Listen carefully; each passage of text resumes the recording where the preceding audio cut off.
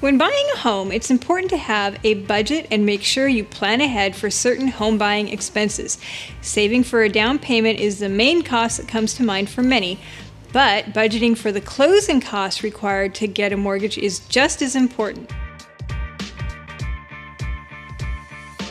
What are closing costs? According to Trulia, quote, "When you close on a home, a number of fees are due. They typically range from 2 to 5% of the total cost of the home and can include title insurance, origination fees, underwriting fees, escrow fees, document preparation fees, and more."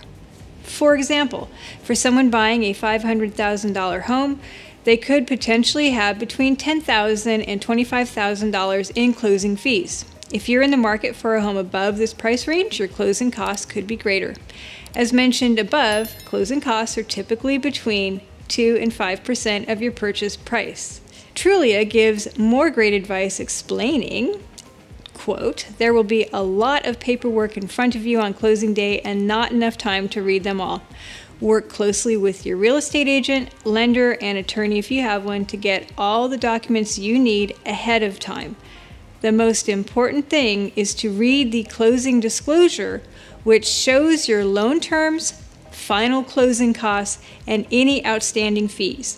You'll get this form about 3 days before closing. Once you, the borrower, sign it, there's a 3-day waiting period before you can sign the mortgage loan docs. If you have any questions about the numbers or what any of the mortgage terms mean, this is the time to ask. Your real estate agent is a great resource for getting you all the answers you need," unquote.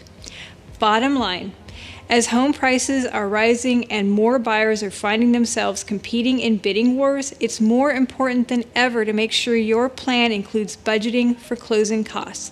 Let's connect to be sure you have everything you need to land your dream home.